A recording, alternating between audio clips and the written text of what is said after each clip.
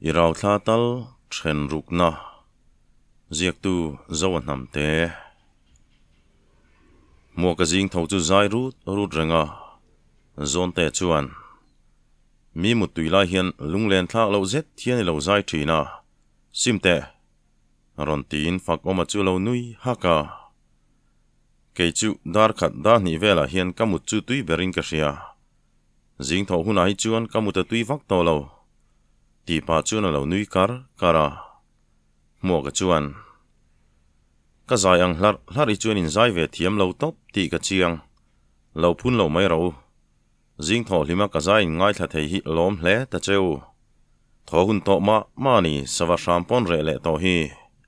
ti pa chuan abai siam chu thlau hlu wa fak oma chuan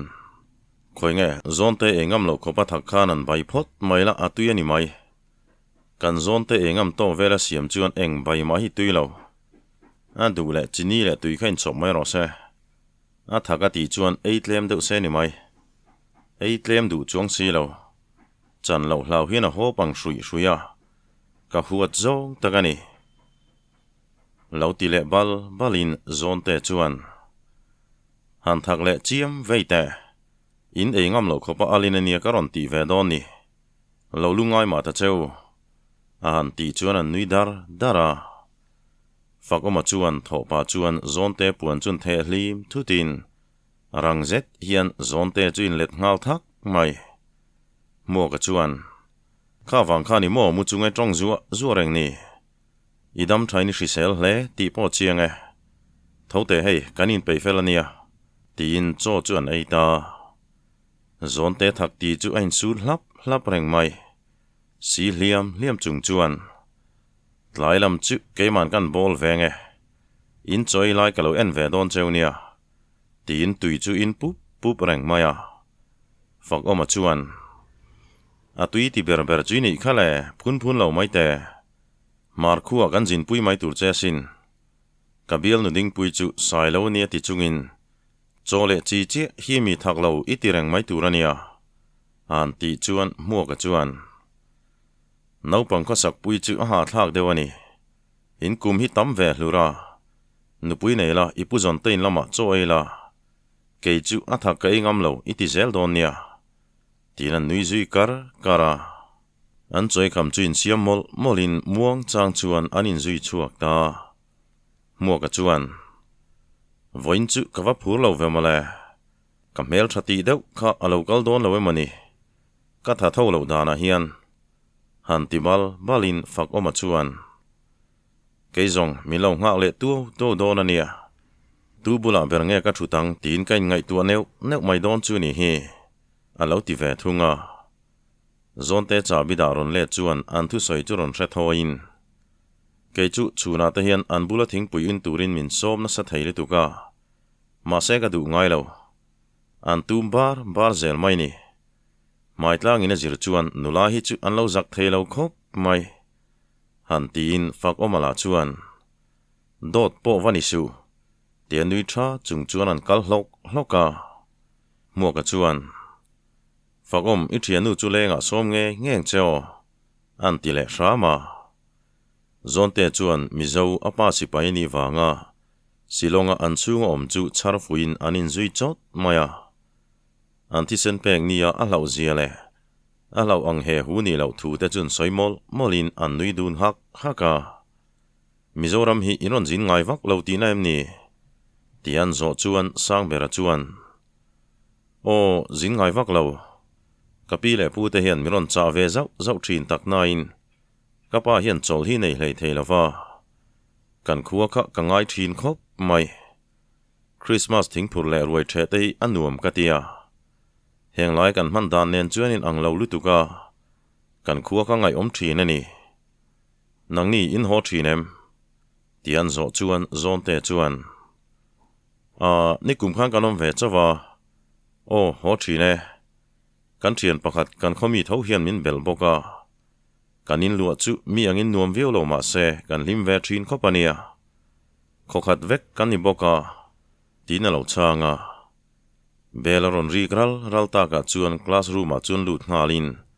zon te chuan thian kom tura charta chu alimin nuama ti hle maya manim zo pui nge mai kom tura mel na rei to boka lim tak chuan classroom chunga chuan lut ta thau thawa fakoma chu ofane wangin library lama chuan lekhabu bi mai turina kal lea lekhabu ringot abi lai chuan meche pakhat thian ron sudatin fakoma chu in thiam lo zet chuan hoi chuaka kati palutuk lekhabu ringot kalo enalom le tia ami sutan en chiang chu ankom chaka naganula khalo nia nuivar varin keipo lekhabu ringot kalo ena kati palani inaem aron tita fakoma chuan nalove oho nangla nireng chuan hetai local ve ni mo tinan zota chu nula chuan oni kumin hian katran ve chiani kaming chu naro inia antile siama fakoma chuan ani chumole keipo fakoma kania tutenen ngen omve inom ve nak thin ka ria tian zo chuan chu nula chuan kau mi panen kan u nawin kan oma ma se ka u hi omre ve deuh towa thiana nga a thian te ho hi aron leng ve renga chu wang chu lom kan tam hel mai alo ti ve le a fakoma po lo bung hatin po na chuan an in zui chuak ta ti phung leng soi chuan ti zuin naroi chuan alen te po lo leng ve thin ula tlang mi vek kan nia kan mi ziale nun phung te hi ain anga kompo kanin ko ngai du phian thina sin an ti chuan fakoma chuan nia kan thian pa po hian han leng ang uti fiam thu thina rem changa karon la leng don nia tin ang class lam ve kal tur chuan anin then ta fakoma chu ami zia thain lekha thiam thei boka mi ngai nat le hriat po hlo viau mai ron kom ve du hlom viau thin ma se luna nen chuan an kal sang dai zela an panhianom to hi chuan tu dang ma ngai lo hian an tlei viau zelani luna chuan kum tom ni to se ka ho chak to khop mai kan khua ka ngai to ba ka thian te ka ngai takani heng lai vela kanin to dan hi a soipo ka soi thiam lo han ti hlakin fakoma chuan kei tak hian ania ho chak to ni kan khua oma fe mai te ka chak heng lai chu ram kal na tur wang sia hoina lama pianga hian ina dingir khup maya kei chu tiang hi nuam ka ti zong ani lo kan khua sava ve le thangkam te khania ka chak ni lo ti ve balin aningot mai ke niang thingtlang mi tan chuan khopui lui hi chu anin om dewani ka pei to lo han ti ngot chi la ni box si lo kan ning thin takania ka u hi engtin nge omreng pei zok ni kum thum dana te hian ron hoa sipai tan hi ka pei zong ani lo top mai tin thingpui in tur chuan dor lam chun pan ta naka tlaen ho chu fakoma chuan rong bol pei lo wangin nansi teina lekhabu ho kul ngal chu tuma nansi ne nen nga na thlen chuan nansi chu lo omreng to lo nui varin voin chu anum om hle mai a library kota nulai din pui kha ka mu chea tianan mel arala fakoma chuan ka hriat ngai mi poni lo ka lekhabu zong kanin supala kan ti zom talu malom le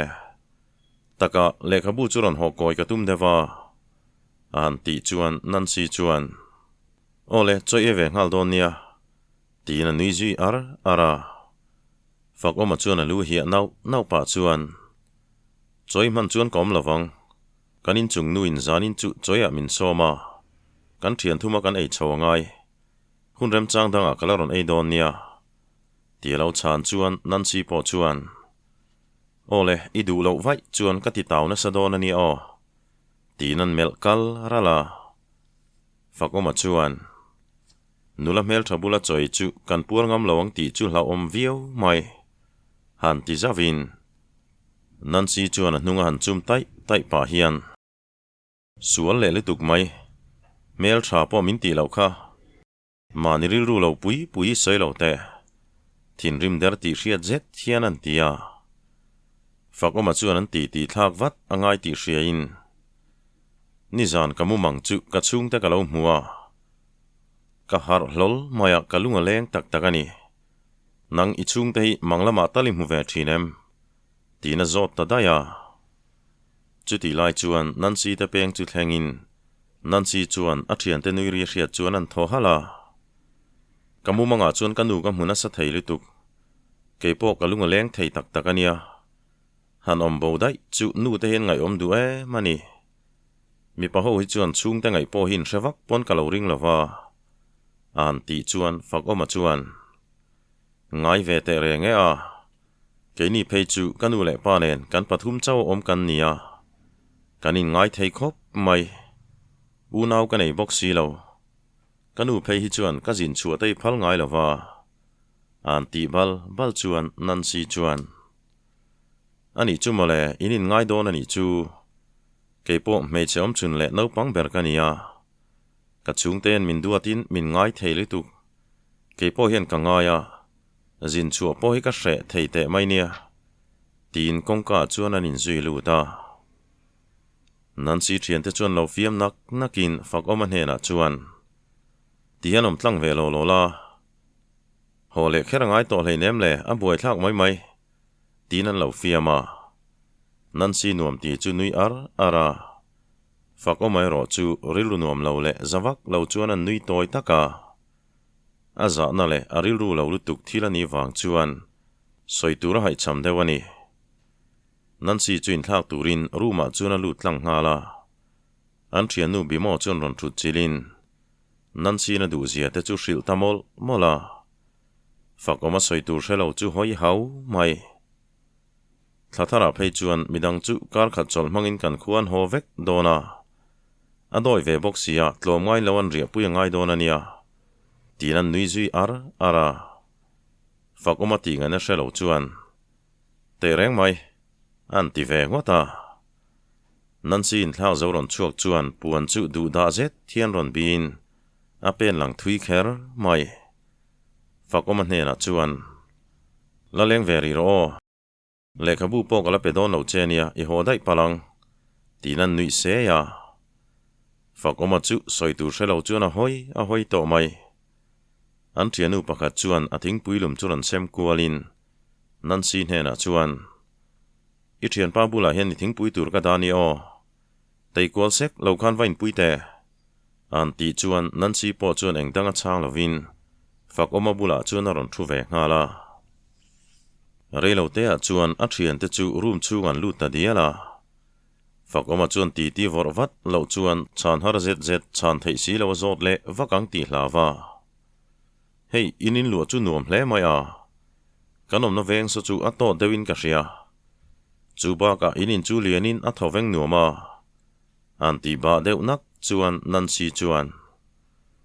nia anuam ve reng mai kan kom thlang loka hian sipai tanga oma ani phei chu chung ku aman ni nge chu chuan min zon saka kan thian te pani hi lo om sa to nia ta hian kan in suan lut ta vek ani hi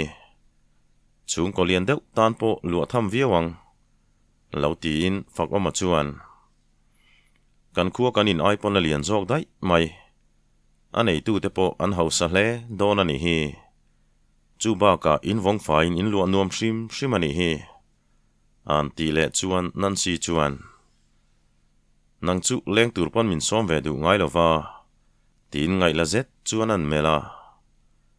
chu ti lai tak chuan in nei tu nu churon lut hlolin nan si chuan alo chon vata in nei tu nu chuan karon lut kol mai ni kom thlang te na khon ka kala in dam tlang mo ron ti borin o kan dam tlang tun lai chu lekha kan zirna sadewa in lampo karon chuang kai man meu lawani ti lo changin in nei tu nu chuan nui sang hian lekha zir khain om chan ani meu maya a thaberalom loting ngai turin in zir don nia hei hi tunge ka van mungai lo em tin fak oma chuan ena ka thian pa ni hi lekha bu ho tumin ron peng koi zoka tialo chan chuan in nei tu nu chu in herin pon lampan chuna chuaka khối nghe căn sầu nghe nấu bằng hậu hi ven rừng lậu chuan an nhìn lây lu tu ka muốn ăn lâu tin học lệ vẽ căng ti duy bara akal liam nu chuan nan si chuan kanin nei tu nu hi fel te mai nia an chung ko hi an fel shim nang ti lawa chuan an bula om hi nuam ka ti ber tin fak oma chuan nek sala fak oma chuan in rin ni chu cholani tho boka ronleng veula ma se kan in chu nuam vak lo ni o an ti chuan nan si chu a mela lom ti lang thea nia kan lo lengang ka thian te ho hi chu barapa nia kalan tuma ka kal ve pe box si lo an ni ai nuam zo ka kal na tur ka nei ni mai lom miron hruaila ala ti tak deuh dewa fak oma po chuan an buk ngat pa hian te reng mai karon hruailo cha chuan i bo palange alo ti chuan nan si chuan an hnunga han chum ta in iwan sual kher tak tinan nui ara fak oma chuan ngoite katlai lu tukang lekha bu chu min pela kongpui thleng khian min tharo an ti sup chuan nan si chuan ole dora thile pa ka du boka tin room lama chuan a lut ngala aron chuale pa chuan hole lekha bu chu kan ken chong riang che ila keng thui don sia i ha palang tian mengtal tapin fak oma po chu aron tho chu ve ngala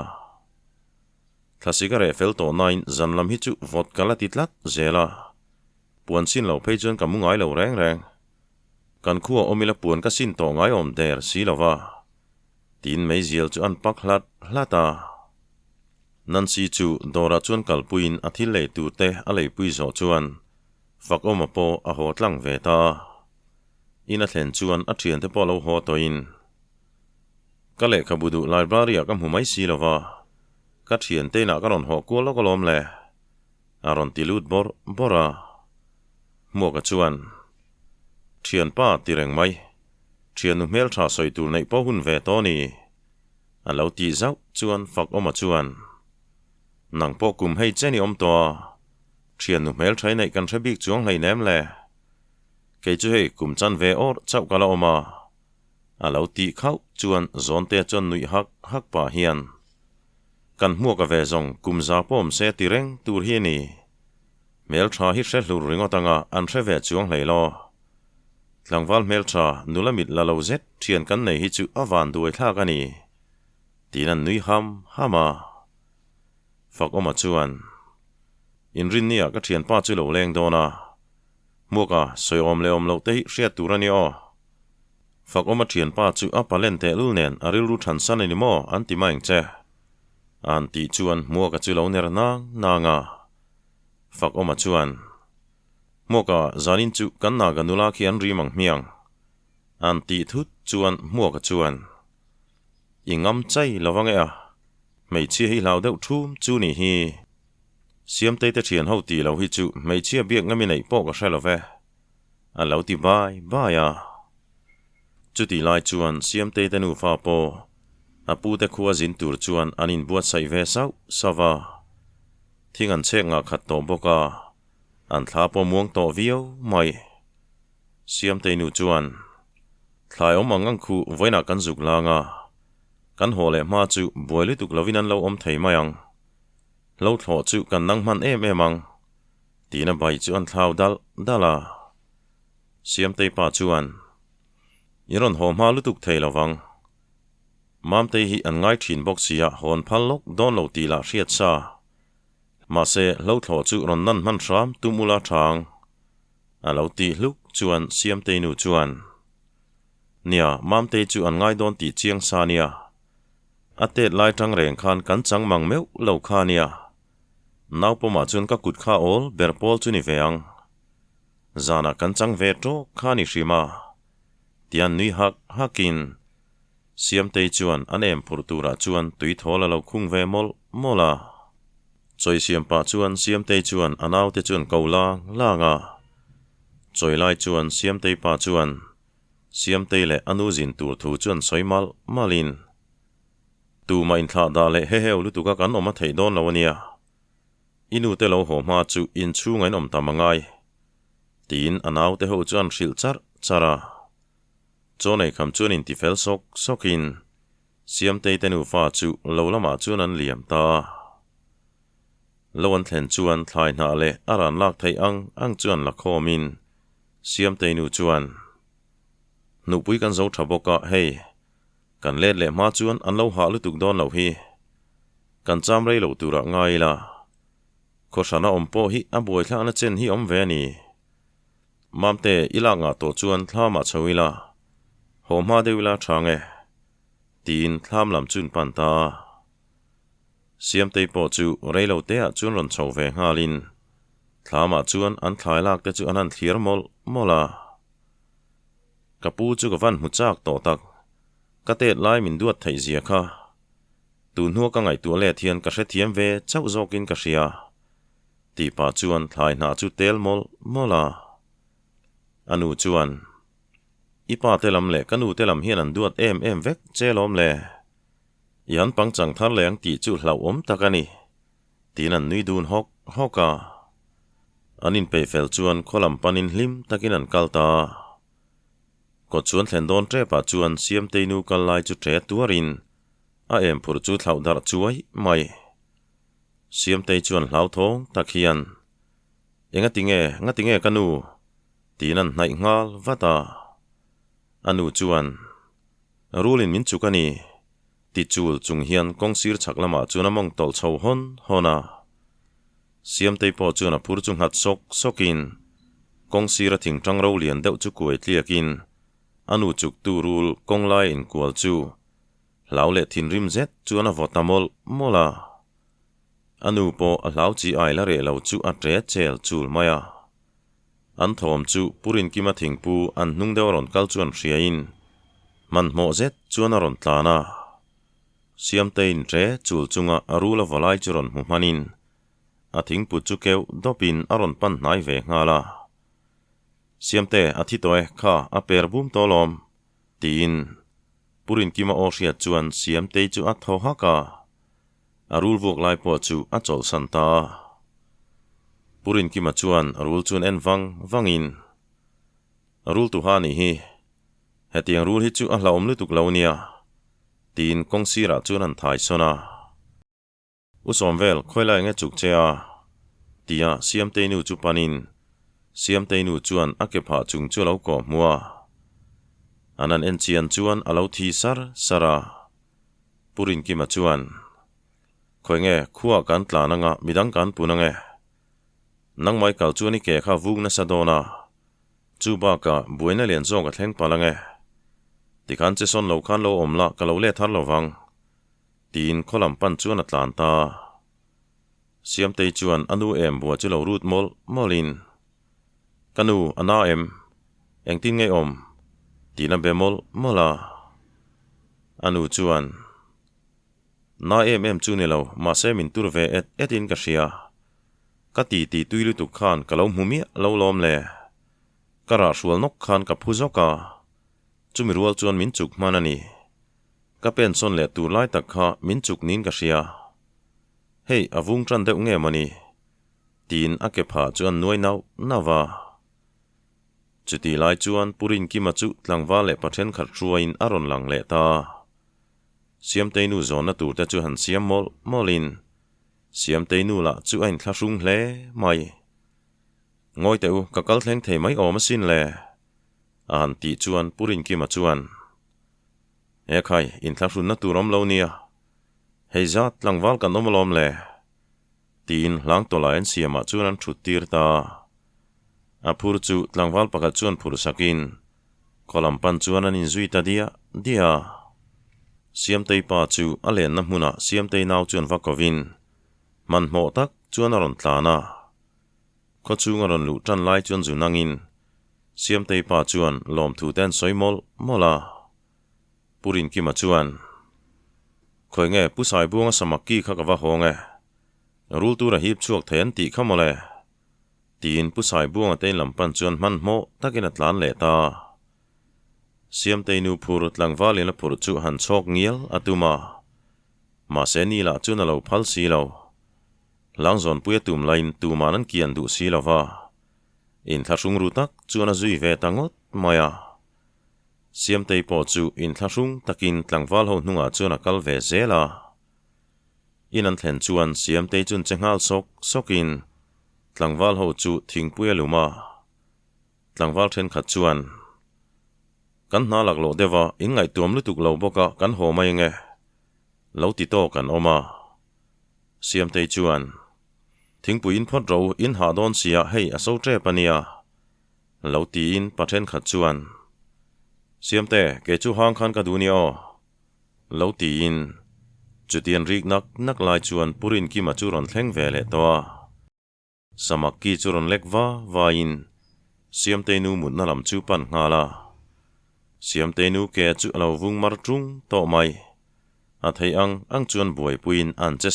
sang renga siam te pa in thlasung la chuan lom thu hi lo soi ve sek boka tlai lama chuan siam te nu ke chu avung mar trung to mai a khuwa te chu sik hlara siam te rong bol chu a thian te chuan ron pui ve bokin siam te chuan an rul ton dan te chu alo soi ve bara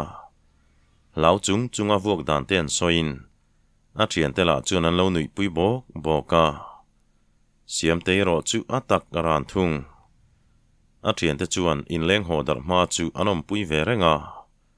tlai choi huna chuan siam te nu po ana chok nei chuan a chok deuh nge ni siam te pa hne na chuan mam te chu amain kal mai ro se motorem chan lai ni boka akal mai lo chuan motorem chang om le mai tom si lo kapala a hrisel na thawak lo an ti bok sia an ti chuan siam te pa chuan nia ama kal mai lo chuan hunrem chang dang chu wang to viau mai thei ni enge mole puitling ani ve to lom le an ti chuan siam te nu chuan cho ei pe lo wangin an ei sana siam te pa chuan mamte naktu chu nang mai kal mai ngai don ani inula heti ni le ta bok sia puitling ni ve to engma hre na chan turom hleinem ipu te kom thlang kha motor din na zon turania an ti chuan siam te chuan keima kal chu ka hre chuang lo ma se in lama hian in lo buai tu kang ti ka hlawa chu karil lu ti buai tu zo kani tia lo chan chuan apa chuan ke ni lam chu kan lo in enkol thei mayang inu po hei naktip lama chu na thale mai dona tin cho chu barmol mola choi kham chuan siam te chu munti fel chuan buai charin chu ti lai chuan sai zami chu ron lang hlola oi engma kalo theve lova choi line ka panaron soya ka theve cholom le chok ei sok soka karon kal ngal wang ani hi kanu som veli chu enge ana aron ti luam chuan siam te chuan azia deuh toy akia so vung dewa ngai tuam lu tu ka ro chu ni love ti lo changin sai zami chuan chu injin theidon talo ti na ni mo ti lo zot lein siam te chuan motor kan lo beto boxia baka tuna kan kal lo chuan hunrem chang wang to dona kapula tarchak lo lama lo ni to nen keima kal katum tamai ni hi ka cham rei pe po ka ring love a kalo hole watang tina lo changa ole khati zong kha mi thena ta na kan da thei chu alo ni le ta kan thon tu chiarte milong ai thla saka wangin lom thu kan soye